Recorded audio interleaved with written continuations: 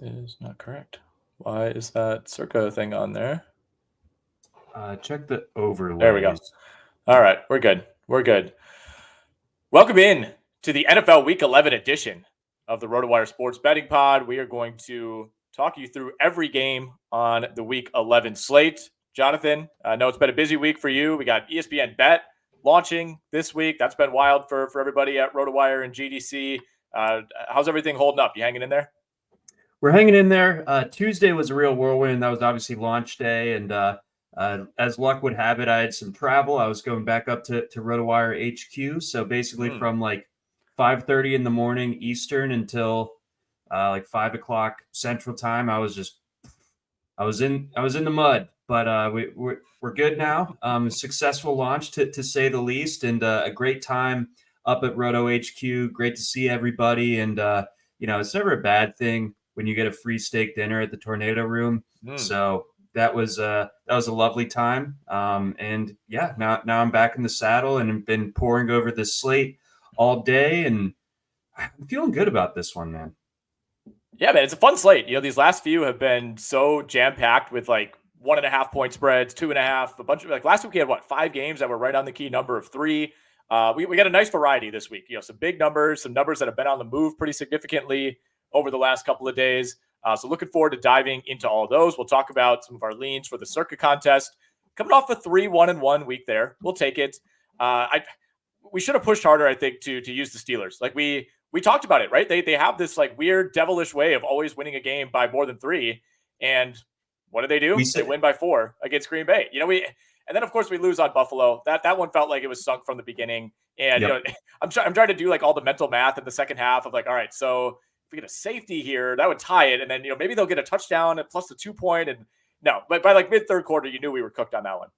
That's right, and and it hurt doubly because I've been banging the drum against the Bills basically all year, and I felt like the public was too strongly on Denver, so I was like, something's up here. Like we got to just go ahead and go with the Bills at home. They need this one. They're fighting for their playoff lives, and I mean now that's still true.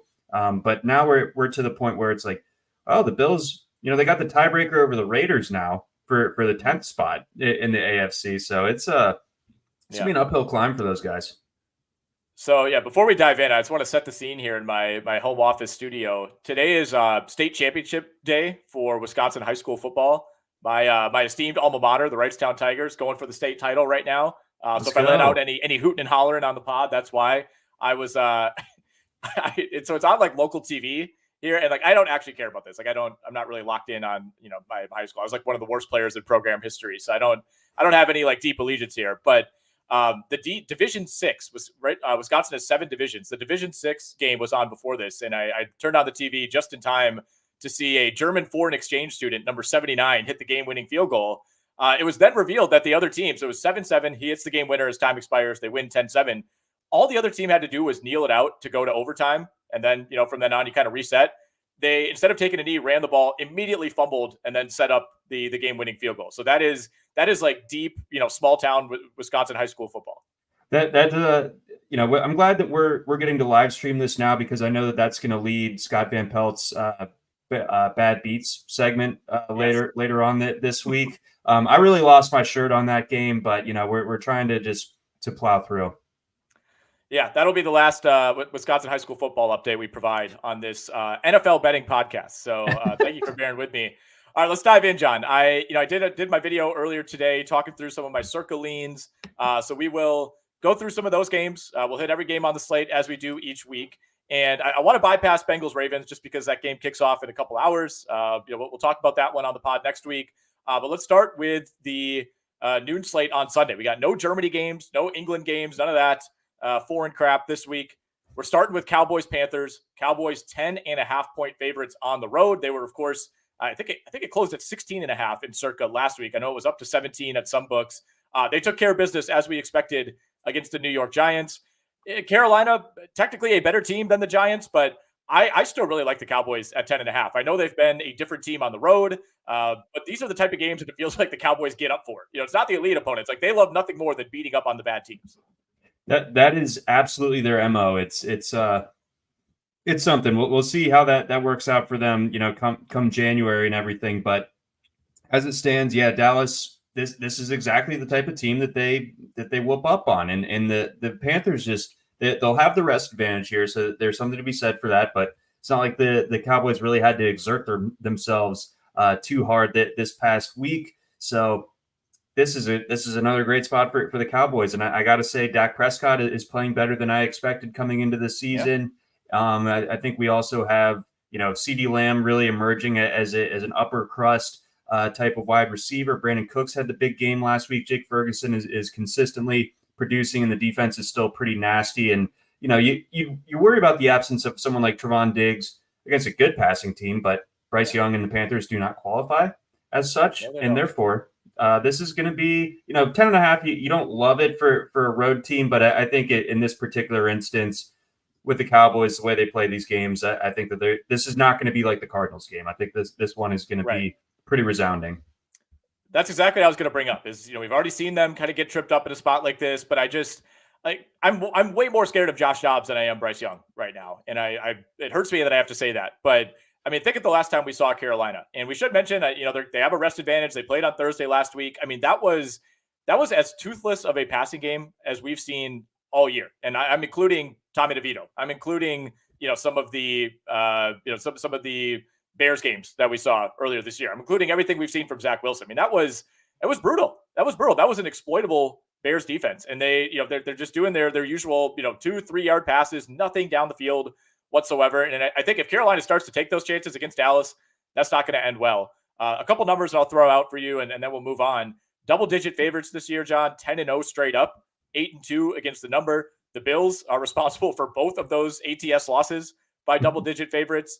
We mentioned CeeDee Lamb, getting him unlocked. That feels like it's changed everything for Dallas. I mean, midway through the year, we were talking about him being one of the bigger busts in fantasy football. He's got 34 catches and 500 yards over the last 3 weeks. They got Brandon Cooks involved last week as well. Dak Prescott, 33-7 straight up, 28-11-1 ATS as a favorite of 6 or more points in his career. And then talking about that Carolina team, they're down to 22nd in defensive EPA. That was kind of the one thing they could hang their hat on earlier this year. They're not getting any pressure despite being one of the heaviest blitzing teams in the NFL. And the run defense has been particularly bad. Like the pass defense is still okay. They're more so middle of the pack there. They are 30th in run defense EPA. So if there's ever a week to get Tony Pollard, get Rico Dowdle going, this might be it.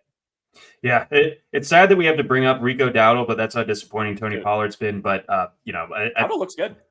He does. And great name, Rico Dowdle, sweet name. But I feel like I would have said the same thing about Pollard last week for fantasy purposes. But again, besides the point for this particular pod, so I'm all over the Cowboys here. I can't really, I can't even twist things in such a way to where it's like, oh, no, the Panthers are sneaky here. They're live here. No, they're not. No, they're not. They're just not. We like that one. I think we'll be locking that in Circa. John, a game that I would probably like to avoid for Circa purposes. It's a pick'em in the Circa contest. I'm seeing Browns -1 at DraftKings right now with a total of 33. That is our situation for Steelers-Browns in the early window on Sunday. That is the second lowest total of the decade, I learned today. The Browns were also involved in the lowest total of the decade. That was 32.5 2 years ago. It was a late season Saints-Browns game when it was like 6 degrees below zero. Oh, the wind was crazy. Go under. Yes, it was a wind game. It was a cold game. Saints ended up winning. That one went under. It was 17-10. So yeah, I mean, this is an all-time variance game, right? I mean, the Steelers are kind of the kings of variance. They've been outgained in every single game this year, and yet they are 6-3. Cleveland, I mean, it just feels like we're in and out every week with Deshaun Watson. At least now we know for sure he's not coming back, but they are not pivoting to PJ Walker. They are pivoting to Dorian Thompson-Robinson. So you'll appreciate this. So when I was going to Madison, I had a layover in Chicago, and therefore I live in Georgia personally, so I don't have access to the sports books. So I'm like, hey, I'm going to go ahead and I'm going to throw some futures down on the Browns. I liked their odds to win the AFC North, and I thought the odds were okay enough to where it's like I'll dabble in them winning the AFC. Let's see, because I was very impressed by them last Sunday. I wake up Wednesday morning, and Deshaun Watson's out for the season. So those bets are deader than disco already. So I really stepped in it there, but such is life. Into it. I really did. And it was like I demanded satisfaction, like having emotionally overcome the loss by the Ravens last week. And then it's like, the Browns must be really good. Now we run into a situation with DTR. I watched DTR very closely during his time at UCLA. I also watched him very closely in his start against the Ravens earlier this year. That's not an NFL starting quarterback. I'm sorry. So, I mean, Kenny Pickett barely qualifies as that, to be fair. Yeah. But I just there's no way that the Steelers lose to DTR. So in a pick'em type of setup like this, give me the Steelers. Yeah, I like the Steelers here as well. Probably, again, not enough to use them in Circa, although we'll talk through that later. And with this landing at a pick'em, it makes it a little more interesting. I mean, I guess in that scenario, we have to throw out all the Mike Tomlin as an underdog stats, John. Those just don't apply anymore. Steelers are on the road here. I read a great stat today from the Action Network. The Browns will start a backup quarterback this week for the 55th time in the last decade. What? Jarring, shocking. Like, how do you do that? They're almost 500 against the spread in those games too. Like I mean, obviously part of it is injuries. Part of it is just like the Browns cycle of quarterbacks, but 55 times, basically five and a half times a year, you're starting a backup quarterback. So, I mean, who's even second on that list, and how far apart is that chasm? It's got to be like no one else has to be even in shouting distance of that. Yeah, dude, that is wild. All right, yeah, I wish we could go deeper on this. It's just it's such a weird game, and if one team was like a 5-point, basically if anybody was getting real points here, I would just take that team when we have such a low total. But when it's at 1 or it's at a pick'em, I do give slight lean to the Steelers just because they technically have their starting quarterback, and I think they're the better coach team. Let's go to Bears-Lions. This is one that I like for the Circa contest as well, John. And in Circa, this number, I believe, locked at 8. Yes, it was at 8 in Circa. It's down to 7.5 now at DraftKings. We've seen some pretty significant movement in favor of the Bears since the Justin Fields news came down. Right, exactly. So that obviously changes things. I felt like when I was doing my initial cursory glance at the spread earlier this week, it was 10.5 on Monday. So, I mean, that is, to your point, a significant movement. I don't know if Fields is quite worth that. Like, I don't think that that Tyson Bagent was really doing a whole lot, the idea that he would be like the starting quarterback going forward for the Bears, always ridiculous. But Fields, first game back, I like the way that this has moved. If I'm on the Lions, which I am, and I think that the Lions, their defense is a real roller coaster week to week, but the Bears don't have that set up to really make them pay for it. And I think the offense is clicking. They're at home. They've been a great team against the number this year.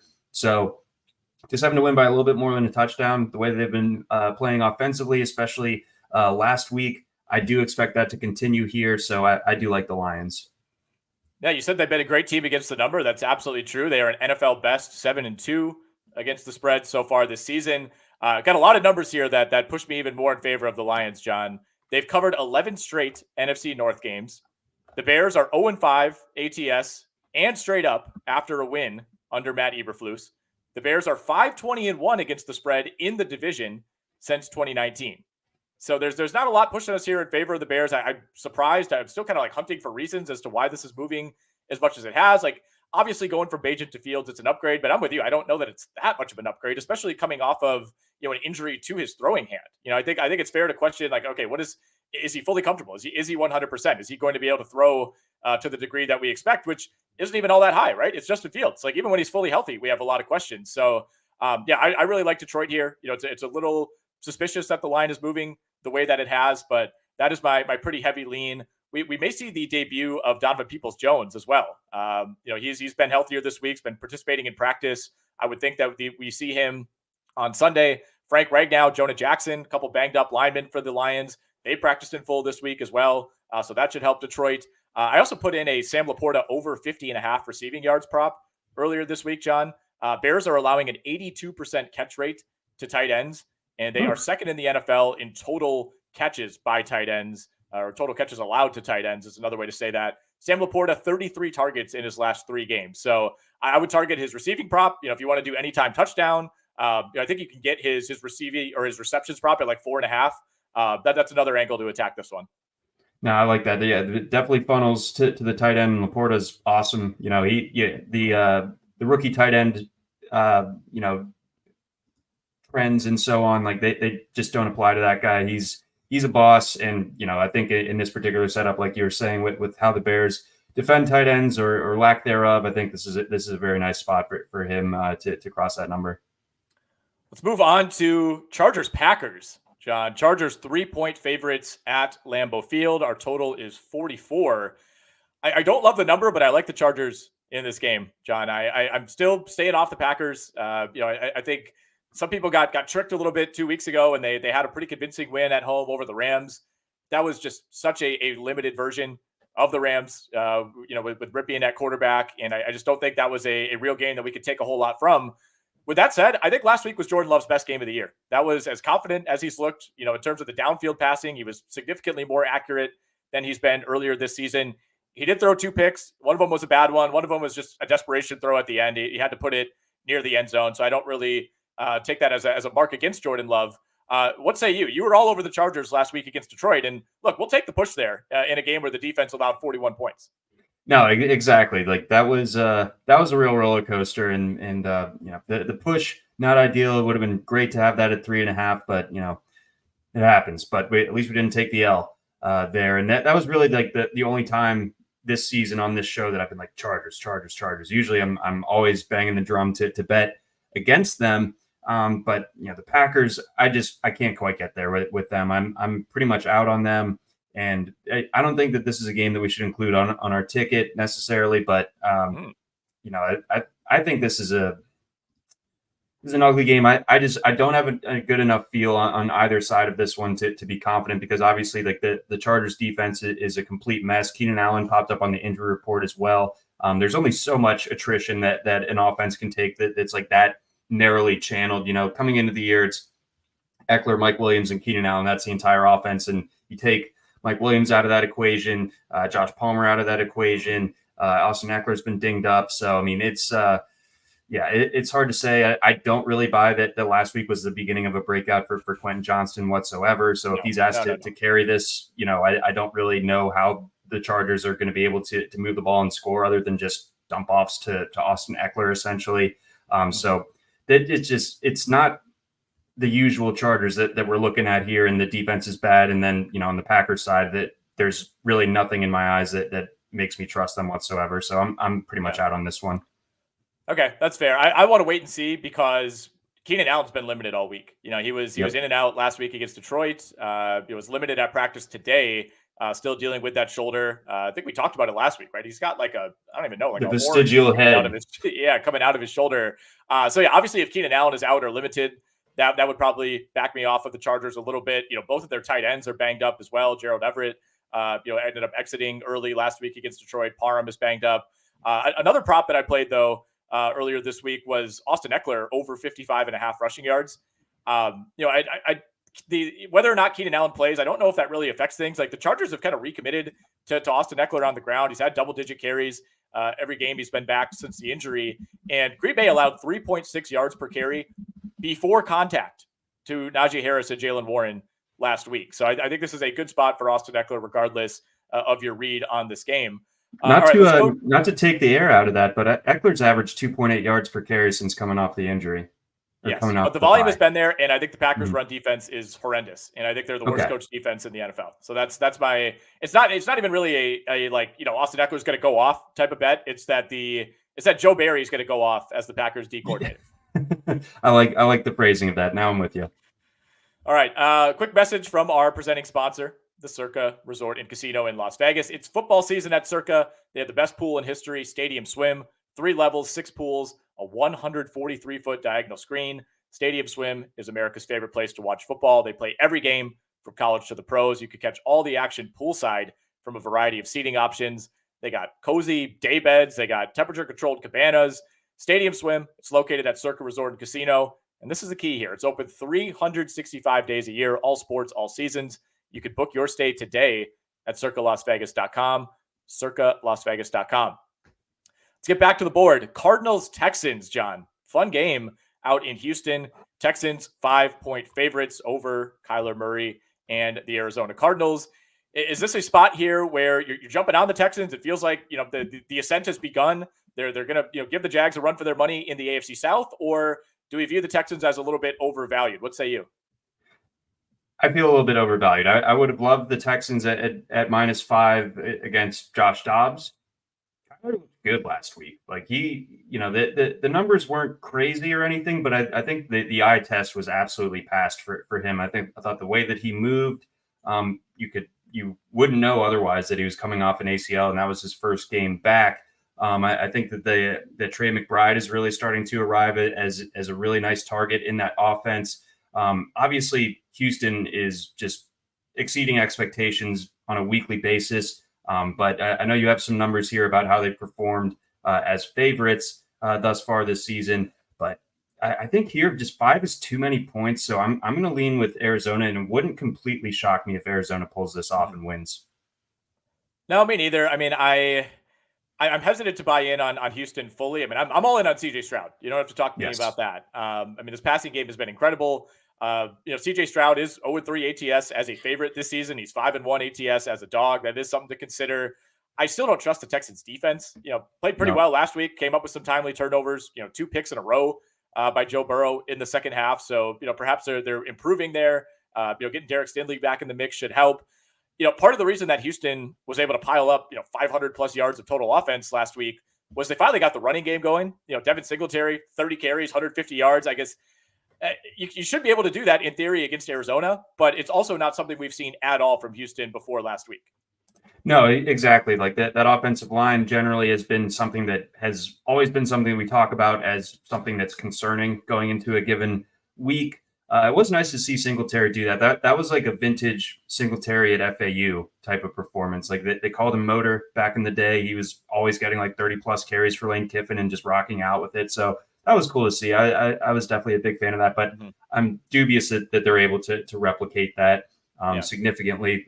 If they get Nico Collins back, I suppose that helps things as far as the passing game goes. But overall, I think that there might just be a little bit too much public enthusiasm on Houston right now. So I'm gonna zag there and go with the Cards. Yeah, I'm with you on that. I like that. There's not a ton of upset plays that I like this week, but that is one that I have on the card. So Cardinals +5 is our lean there. High total, by the way, 48.5, highest of the week. Let's move on to Titans-Jaguars, John. 7-pointer in favor of the Jags. That's where it locked at Circa as well. I don't know what to do, man. I am lost when it comes to the Jags at this point. That like my mental health is always at play here, as it is for you when you have to provide analysis on the Baltimore Ravens. And man, last week felt like a pretty clear reminder that the Jags have some work to do as far as working their way into the elite tier in the NFL.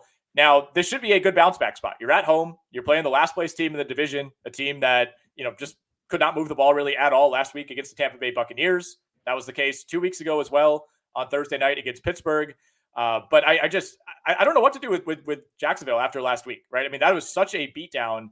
And, the defense is one thing. I'm actually not that worried about the Jags defense. I think that was kind of an expected result against San Francisco, but the offense not even, being able to keep them in the game. That's what worries me. And, Ben Solak from The Ringer wrote a really good piece on Sunday, kind of his weekly wrap-up column and did a kind of a takedown of the Jags offense, specifically Press Taylor, who's just been a disaster as a play caller this year. But some of it was, offering some criticism, and I thought fairly, on Trevor Lawrence. I'm of the belief that he is not the issue. I think they're almost treating him as if he's like a limited quarterback. I wouldn't go as far as to say like a Desmond Ridder, but if you watch the way they play, like they're not really asking Trevor Lawrence to make big time throws very often. It's a lot of just get rid of it right away type of plays. And he's second in the NFL in terms of fastest release after Tua Tagovailoa. And I don't think that's a good thing necessarily. They're not taking shots downfield whatsoever. The sack rate is way up compared to last year. That shouldn't really be the case. Like the offensive line isn't worse than it was last year. Their explosive play rate is way down. EPA per dropback way down. Success rate down. TD and interception ratio obviously down significantly compared to last year. Justin Fields has more touchdowns on the season than Trevor Lawrence. I mean, that is as damning as the stat as it gets.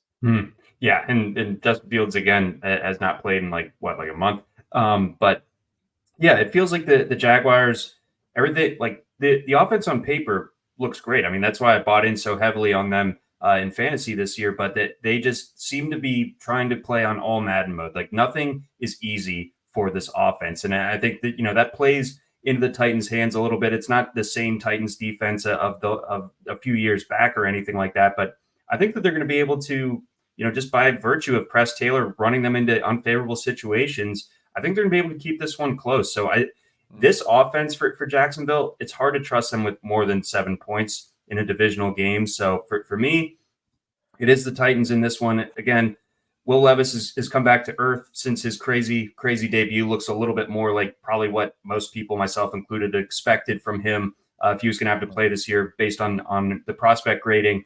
But I think that, if Derrick Henry can get going, it's a tough run defense that Jacksonville has. But I do think that the Titans are going to be able to keep this one just close enough. So, yeah. You look at the number again, and it's like, how do I'm going to try this shoe on. I'm going to try the Jags more than a touchdown. That shoe doesn't fit for me. Yeah, Jags are 8 and 16 straight up after a loss with Trevor Lawrence. And granted, a lot of those came during his rookie season. But I don't love the spot. I think the Jags win the game, but I think they make it more difficult on themselves than they need to. And for me, it's not really a vote in favor of Will Levis or in favor of the Titans. It's more just not trusting the Jags. Running contrary to that, though, is the fact that 5 of Jacksonville's 6 wins have come by at least 7 points this year. So it's like when they played well, they played pretty well, and they've won convincingly, right? And the Bills game over in London is the only exception there. They won that one 25-20. So I think we're going to know early on, right? Like the Jags, like the way that they play, they either have it or they don't. That's kind of how they've been. That's how it was last year too. You think back to the KC game in week 2. You're like, the offense is not going to be able to do anything. Obviously, that was the case last week. And then even the Houston game that they lost in week 3, they were out of that one basically right away. So we will know early. But I lean Tennessee as well. I think based on what we saw last week, that's a little bit too big of a number to trust the Jags with. Fair enough. All right, let's get to Raiders-Dolphins, John. Biggest number on the board this week, 13.5 is our spread at the DraftKings Sportsbook. That is, of course, in favor of the home team, the Miami Dolphins. 46.5 is our total. Is this too high? Do we consider this one for Circa? What say you? I think it is a little too high. And obviously the Dolphins do have the rest advantage coming off the bye. So that helps. They're at home. We've seen what they do to bad teams when they're playing at home this year.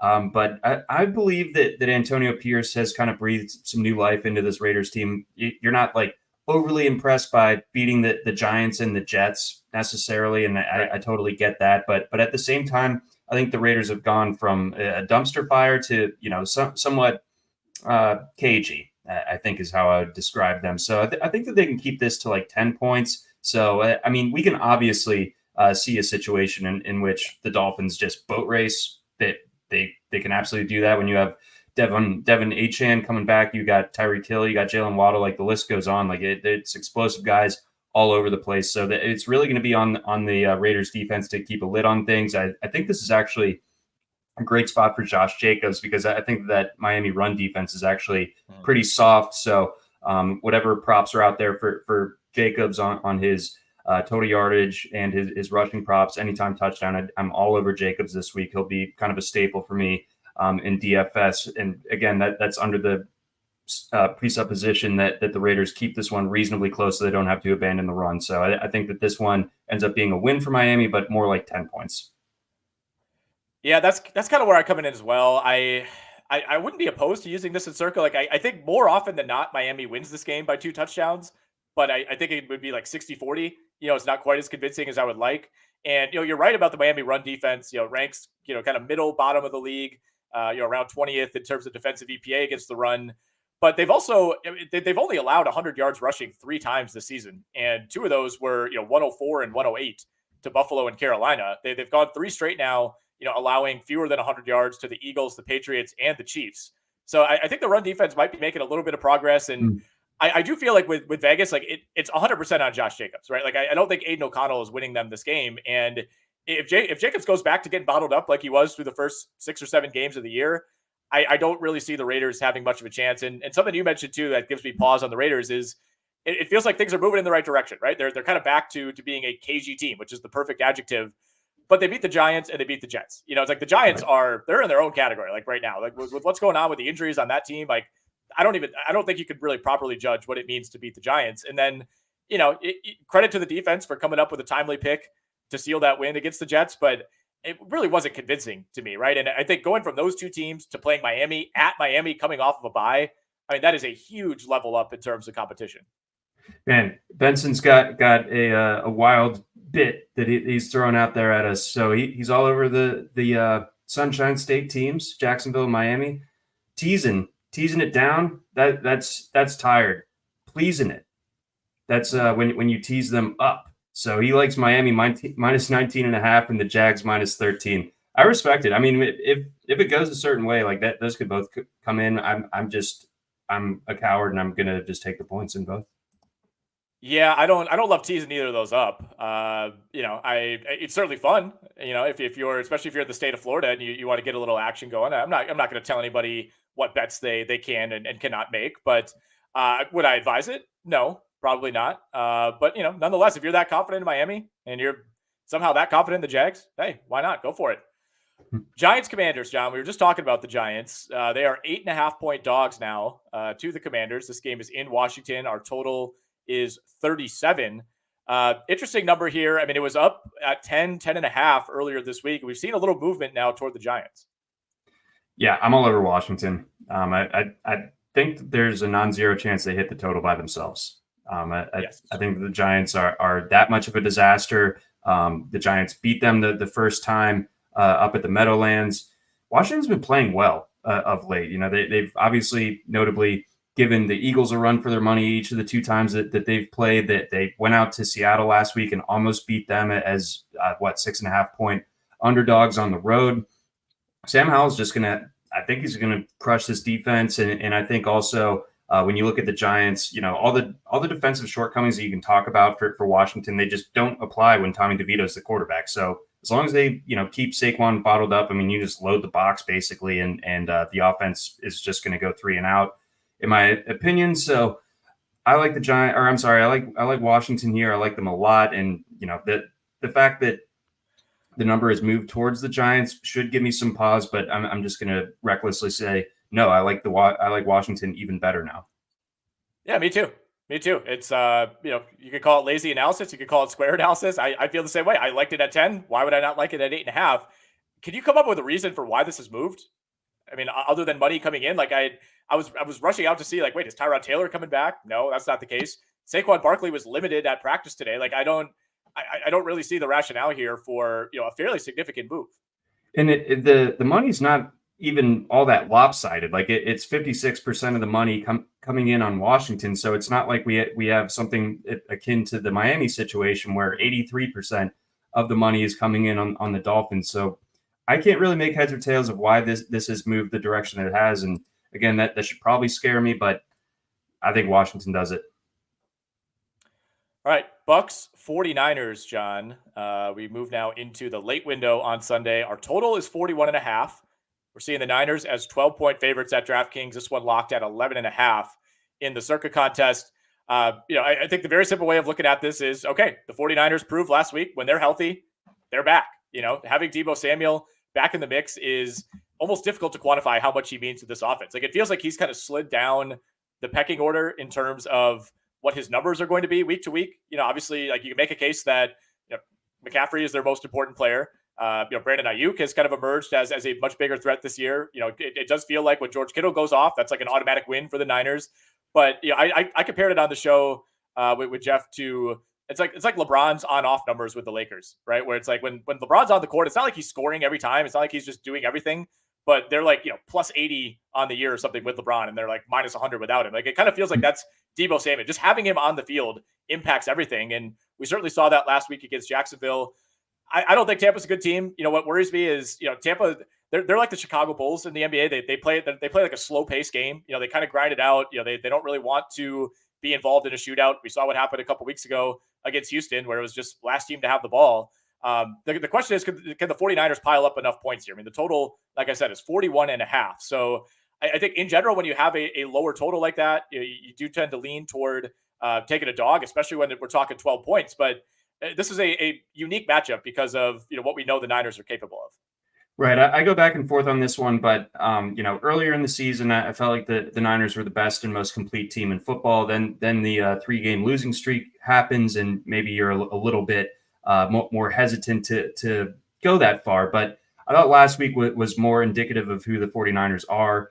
They return home. They've boat raced teams before at home this season, even better teams than Tampa Bay. So Tampa Bay is kind of they are a tricky team to analyze for betting. Like every single week, you can make cases to where you can see them, especially as underdogs this big. But I don't know. They seem like a team that the pass funnel, like they can stop the run, and that's all well and good. But you can still get McCaffrey going in the passing game. You still have, like you said, Deebo Samuel, George Kittle made the big splash play last week, and Ayuk. I feel like it's been a minute since he had like the huge game. That could certainly be in the cards here. And, the Bucs, if they get down, like they don't really have the type of team that can make up a ton of points in a hurry, in my opinion. So I hate all these points, but at the same time, if I'm taking a huge favorite this week, it is the Niners. The Niners' 4 home wins this year, John, have come by 23, 18, 19, and 32.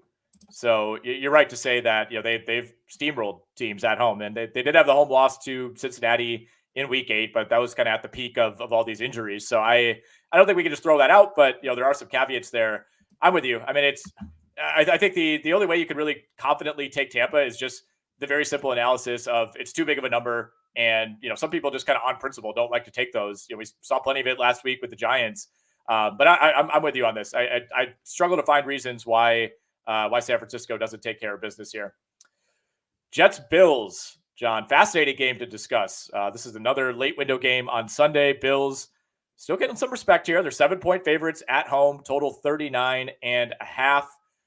I think we got big questions on both sides here, right? I mean, what do we do with the Bills at this point? They've lost 6 in a row against the spread. They're lucky to have a couple straight up victories in there, if we're being honest. And yet, Mina Kimes had a great tweet earlier this week. A lot of the underlying numbers still say that not only is this a good above average offense, but it's an elite offense. They're third in DVOA.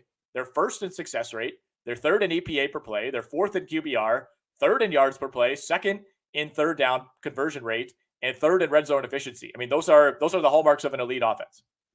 Where's it gotten them? Nowhere. They stink. No, they don't stink, but they certainly are better than. I think they might stink.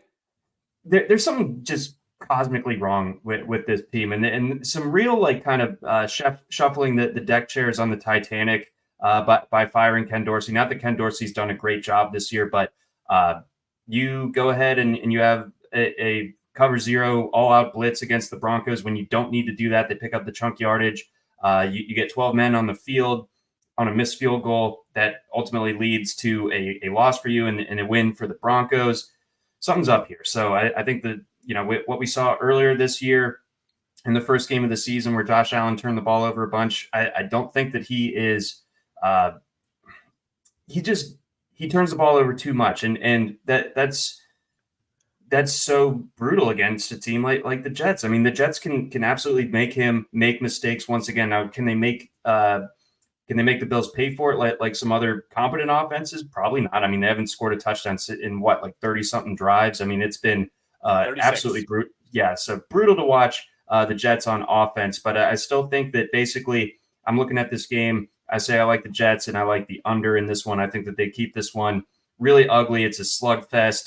The Jets, they're going to need to possess the ball a lot in order to hang in here. I am a little bit worried that the Bills do wake up in this spot, but overall, I think that the Jets are my lean here. I think that they stay close here and get the cover. The Bills, there's just something going on there that I don't think gets fixed this season. Does the firing of Ken Dorsey do anything for you, or was that just like we need to switch something up? And sorry, man, you're the weak link here.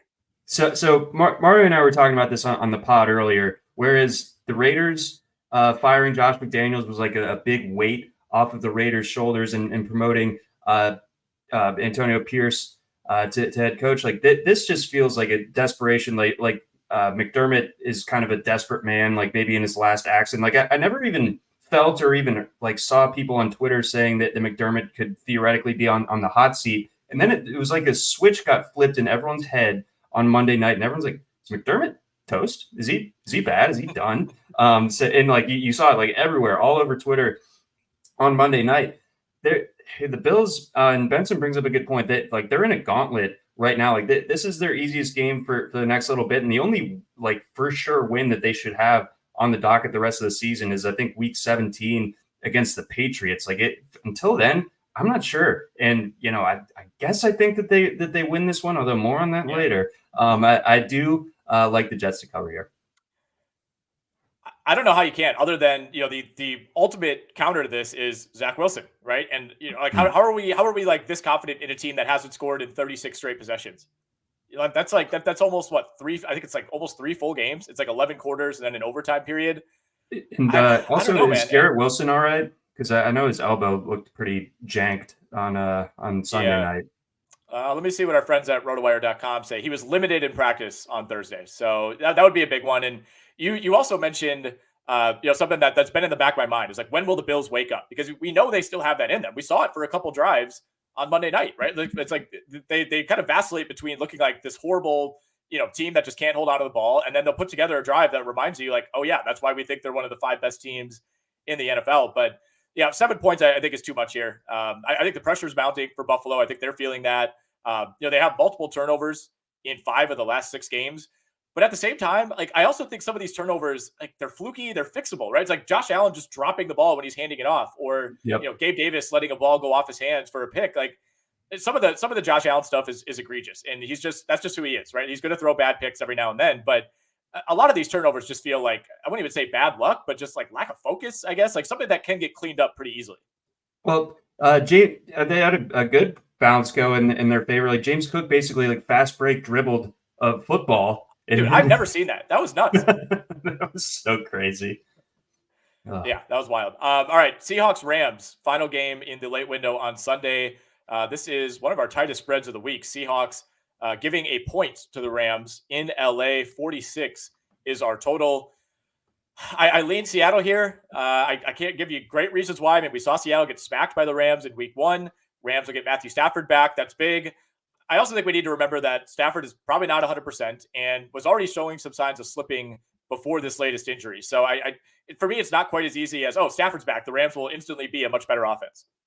Right, but the line seems to suggest that, So yeah, I mean, I think you got to like bear that in mind. But I mean, that is a very good point about the Rams. Like a few weeks back, I was like Rams +6 in Dallas, and good Lord, did I look stupid for that? Like it, just right away. That was tough, but I want to say the F word about the Seahawks. I think they're fraudulent. Do it. I said it, man. I don't believe in this team. I think Geno's regressed and no one wants to talk about it. And I think the defense is fine, but the offensive line gets caved in. I don't know if the Rams necessarily like are the team that makes them pay for it, but I do like the Rams here. I think it definitely does help, if nothing else, that Stafford's back, even if he's not at 100%.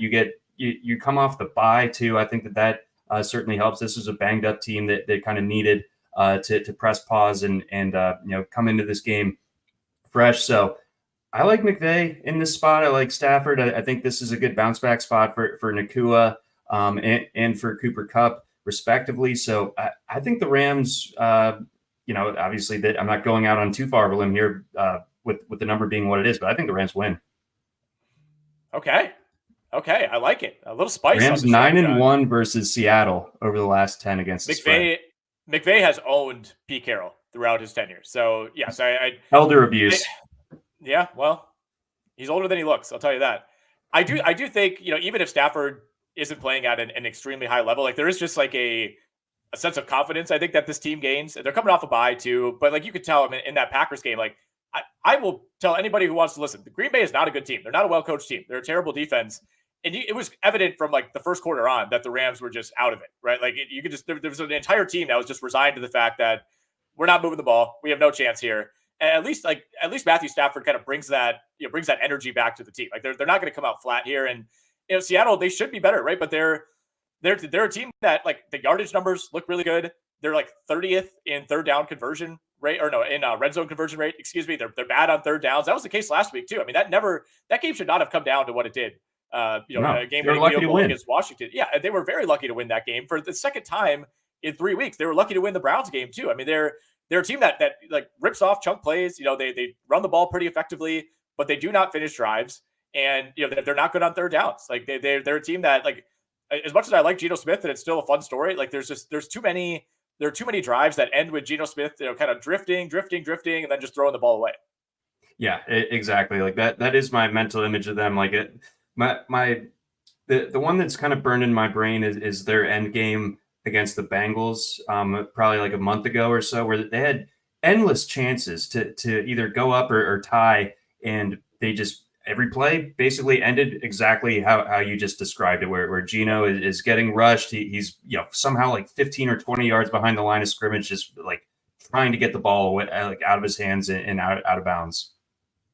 Yeah, I believe they were 4 of 14 on third down last week against what is not a great Washington Commanders defense. Let's move to Sunday night, John. Pretty good primetime slate this week. I mean, starting with Bengals-Ravens tonight. This one is pretty clearly the third best primetime game of the week, whereas last week it would have been number one for me. Vikings-Broncos, two teams that we, not that long ago, John, at least I did, I left them for dead. I thought the Broncos were just cruising toward a second straight disaster season. We were talking about how many more games of Russell Wilson before we see Jarrett Stidham. And I still think Denver is going to have a really tough chance working its way into the AFC playoff picture. I think there's just too many good teams. Minnesota, man, they are in the driver's seat firmly for that 7th seed in the NFC. I really like the Vikings +2 here at Denver. I can definitely see that. I mean, the way that Josh Dobbs played last week and in relief 2 weeks ago, just impressive. Like that, there's just some mojo with this team that you can't really quantify. And again, to your point, introducing this game like a month ago, it's like this game needs to be flexed for like the mental health of this entire country. But now it becomes like this game is going to be a lot of fun to watch. I don't think we fully know who either of these teams are right now, but the Broncos are inching their way towards being respectable, which is a long way from where they were last season, of course, and through the early part of this season. I mean, they gave up 70 points to the Dolphins earlier this year, and now the defense, it went into Buffalo and it held Josh Allen in check. So I kind of side with the Broncos here, just because I'm dubious that the magic continues for Dobbs and the Vikings. We'll have to see if Justin Jefferson gets back, and if he is back, what form is he in after that long layoff. I go with the Broncos here. They're at home, altitude, good point, all that. I just think that the Vikings, there's a little bit sort of like with Houston, maybe a little bit too much public enthusiasm for compared to what they actually are on the field. And I do give Russell Wilson and the Broncos a chance to win this one by a field goal.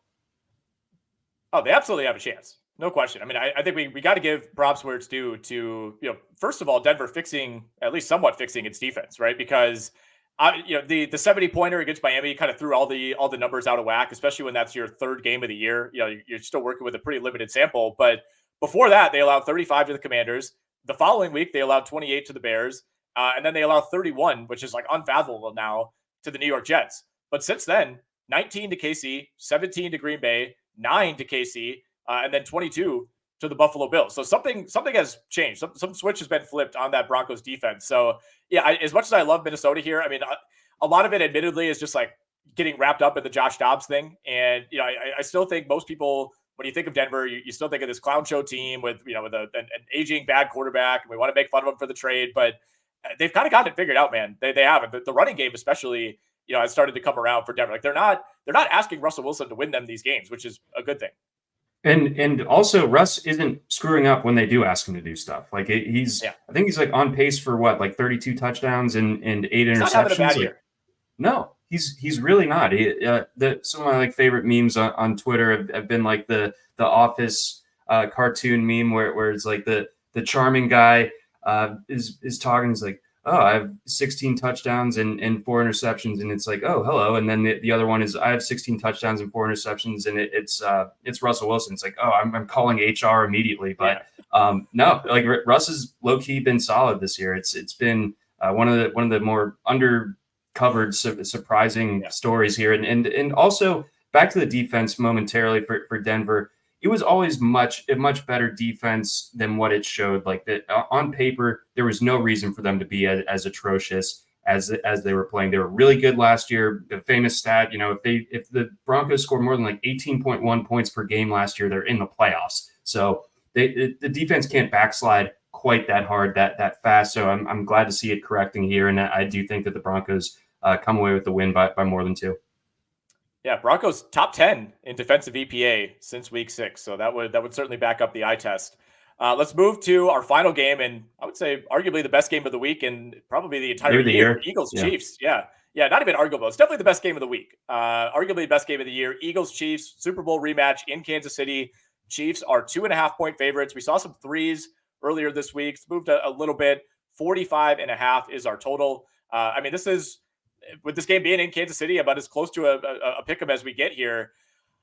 I struggle to speak confidently on this one. I like the Eagles, though. I do. I think, we got both teams coming out of a bye. Both teams should be fresh. You worry maybe a little bit about the shoulder for Jalen Hurts, or the knee, excuse me, for Jalen Hurts. Took a hit to that a couple of weeks ago. Not on the injury report as of Thursday, though. So that's a good sign. And, somebody who, even when he stayed in the game, like, to me, you kind of saw him limping and favoring it a little bit, but he didn't look like a different quarterback to me. He was still, just as effective after taking that hit.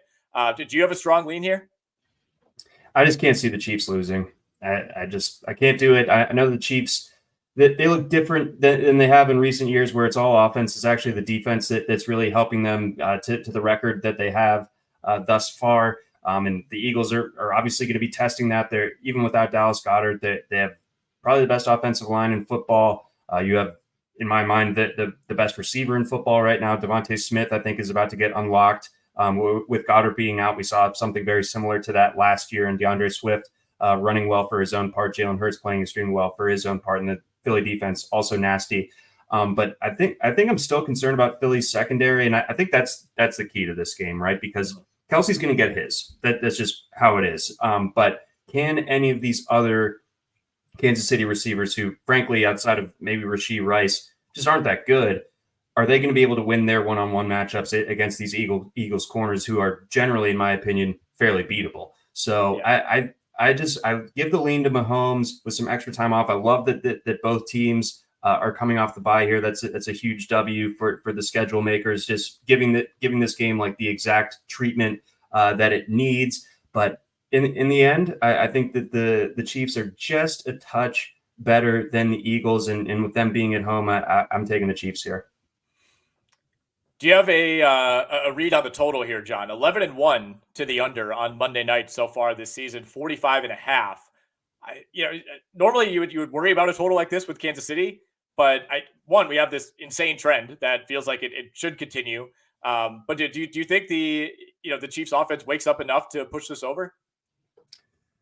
I'm going to say that this ends up being a bit of a defensive struggle. So it was this particular week 5 years ago that, like, the greatest Monday Night Football game ever was played between the Chiefs and the Rams. Just points. It was like watching a Big 12 game in the NFL. It was amazing. I think that this game has a similar level of intrigue, and it's going to be a great one that delivers, but I think it's going to be more like a 24-20 type of game in favor of the Chiefs. All right. Let's do some Survivor talk quickly, John. And as we say every week when we get deeper, we don't know who you have left. It becomes more and more difficult to give actionable advice, but we got some obvious ones this week, right? 49ers, Dolphins, Cowboys, Lions, most of those teams probably used up. And, if you're playing in the Circa contest, you're saving either Detroit or Dallas for next week. But if we take the colossal spreads out of the equation this week, are there any kind of sneaky spots that you like? Honestly, I can't get away from the 49ers, and that's disqualified from this question. So it's tough to find a great Survivor pick this week, especially with that Thursday wrinkle baked in. So maybe the Chargers, but then even then on the road, and I don't like the Texans as my Survivor pick for this week. But again, to give some full transparency to the listener, I bowed out in Survivor last week. The Bengals. No. How could you do it to me? Yeah. So Jeff lost on the Bengals too. It was a week where we had to use two because we try to like create some separation in the standings. And my picks were the Bengals and the Seahawks. So it didn't matter what happened in Seattle because the Bengals had already lost. But man, I would have been losing my mind if I was waiting on the Seahawks result to come in and I had still been alive at that point. That was harrowing. Yeah, I mean, obviously, I don't know if the Commanders count as like one of these big spreads anymore at 8.5. I feel pretty comfortable with the Commanders winning that game straight up, but I like your Chargers call. That's where I would go if I'm looking at contrarian or I've used all these obvious ones this week. All right, you know what that means, John. We're on to the parlay teaser locks of the week. Give me your parlay. All right, I got a couple of them dialed up for this week. And both of them are outrageous, kind of. So bear with me or take them with the requisite boulder-sized grain of salt. My first one, this one pays out plus 1228. I like Arizona. Oh, yeah, I know, right? And it gets even crazier. Arizona plus 5, Dallas minus 10.5, Tennessee plus 7, Washington minus 8.5. That again pays out plus 1228. And then this one again more. We're shooting for the moon on this one, so we'll have to see. But Jets money line plus 260, Arizona money line plus 194, Washington money line to just kind of give me a leg to stand on here, and then the Rams money line minus 104 that pays out plus 24.95. Goodness, Jonathan, almost 25-1. We love it. I was in the lab, man. Man, talk about being in the lab. I love that. All right, so to recap that big one, that was Jets, Cardinals, and Commanders money line plus the Rams money line. Yes. All right. I like that a lot. I'm playing it considerably safer with mine. I'll tell you that. I like Dallas money line, Dallas spread. Obviously, yeah, I like the money line too. Dallas spread, Detroit spread, Minnesota spread. That gets you to plus 595. We're going back to the well on a 7-point teaser this week, John. That will pay plus 130. We are teasing the Miami Dolphins down to minus 6.5. We are teasing the Minnesota Vikings up to plus 9. And we are teasing the Commanders down to 1.5. Ooh, well played, sir. I like that. Yeah, it's a very teasable week this week. All right, lock of the week, John. What you got? All right, my lock of the week is the Titans plus 7. I just with the way the Jaguars have been playing on offense, I don't see them blowing them out. You brought up a great point where when the Jags win, they've won big this year. But I think that this one, with it being a division game, I like Mike Vrabel. He himself is Mr. Cagey. I will take the Titans and the points. Okay, I'm taking the Lions. I know we're seeing movement toward the Bears, but I keep it coming, man. Lions are 7.5-point favorites at home. I think this Bears team is still trash. I don't think Justin Fields is going to change that. Lions, like we said earlier, they've covered 11 straight games in the division. Bears have not covered after a win under Matt Eberflus. They're 5-20-1 against the spread in the division since 2019. I think the Lions keep it rolling here, and think the Bears are a little bit overvalued with Justin Fields coming back. All right, any parting thoughts here, or anything you want to get off your chest as far as this Ravens-Bengals game goes tonight? Yes, I'm glad we were ending there, and I'm glad we didn't spend too much time on it at the top because I'm in doom mode. I think that Joe Burrow's got that look in his eye. I know that last week happened the way that it did, but oh man, I think the Bengals might make a pretty loud statement this evening. Really, even with no T. Higgins, even with the banged up Trey Hendrickson. That's right, and no Sam Hubbard either. So that's going to be the key. If the Ravens can kind of tap back in, wind the clock back to when they were a dominant run team, I think that's how it can be done. I mean, obviously Devin Singletary ran all over them. You got to like the Ravens run game, to do something similar if things are going to go the Ravens' way. But I think Burrow and his cavalcade of cast-offs other than Jamar Chase will find a way to get it done in Baltimore, and I think do so rather convincingly, and people, I'm not going to enjoy listening to NFL media for the next week. All right, man. Well, I hope you're wrong about that because I'm going Ravens in my Pick'em League tonight. I also hope you're wrong about the Titans for my own mental status, but looking forward to seeing how all this plays out this weekend. We thank everybody for watching along live, giving us some commentary, as always, in the chat. And best of luck if you're betting the NFL this week. If you're listening to the show, I sure hope you are. And we will reconvene next Thursday.